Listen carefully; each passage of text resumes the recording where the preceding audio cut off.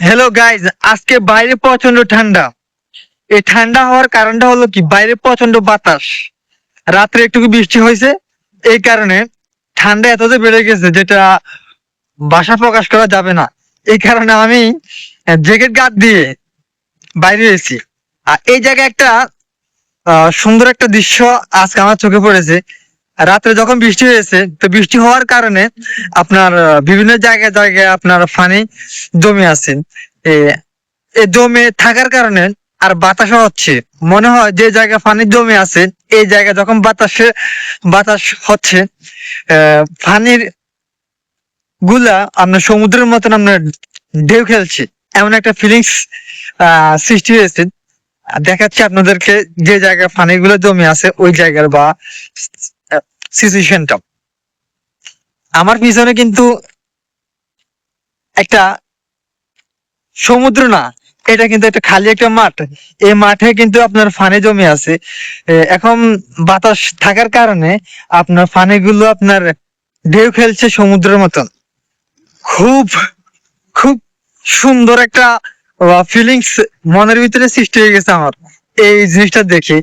যখন না দেখ না দেখবেন তখন বা অনুভূতিটা আপনার জাগবে না। এই দেখাচ্ছি, আমার মনে হয় আমার পিছনে একটা সমুদ্র, আসলে তা না। পানি জমে থাকার কারণে মনে হয় এই জায়গাটা সমুদ্রের মতন সিচুয়েশন সৃষ্টি হয়ে গেছে। এই দেখাচ্ছি আপনাদের, এটা হলো সব পানি, এই সব পানি। কিন্তু ছোট্ট একটা জায়গা পানি জমে থাকার কারণে আপনার মনে হয় আপনার সমুদ্রের মাঝে আমি এখন আছি। না, আসলে আমি সমুদ্রের মাঝে নাই, আমি একটা খোলা একটা জায়গা আছি। যে জায়গাটা আপনার বিশাল বড় একটা এরিয়া নিয়ে গঠিত। তো এই জায়গায় আপনার পানি জমে আছে বিভিন্ন জায়গায় জায়গায়। এই তো এই জমে থাকার কারণে বাতাসও হচ্ছে, প্রচন্ড ঠান্ডা লাগছে আমার থেকে। লাগার কারণে আপনার এসি সেশনের সৃষ্টি হয়েছে। যখন শীতকাল আসে বা বৃষ্টি হয় বিভিন্ন সময়ে, বিভিন্ন জায়গায় জায়গায় পানি জমে থাকে, বাতাস থাকে, তখন এসি সেশনের সৃষ্টি হয়। আর এই জায়গায় আপনার যখন বৃষ্টি হয়, পানি আপনার নিচে যায় না।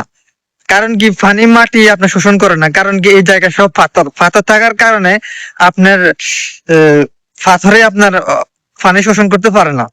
তো আজকে বিকেল বেলা আমি রুম থেকে আপনার বাইরেছি, তো ঘুরার জন্য বাইরেছি। মনে হয় সারা দিন রুমে থাকতে ভালো লাগে না, তো বিদায় মনে হয় আজকে বিকেল বেলা ঘুরতে বাইরে। তো বাইরে আমার আমার কাছ থেকে এমন একটা সিচুয়েশন সৃষ্টি হয়েছে, বাইরে যখন প্রচন্ড বাতাস হচ্ছে, আমার অনুভূতি হয় না। যখন আমি রুমে ছিলাম, রুম থেকে বাইর হয়ে দেখলাম প্রচন্ড ঠান্ডা। যে ঠান্ডা ভাষা প্রকাশ করা যাবে না। আমার শরীরটা একদম শীতল হয়ে গেছে, যে অবস্থা আমার। এ হলো একটা মরুভূমি অঞ্চলের একটা স্থানে আমি আছি এই মুহূর্তে। আহ, বিভিন্ন জায়গায় জায়গায় পানি জমে আছে এই জায়গায়।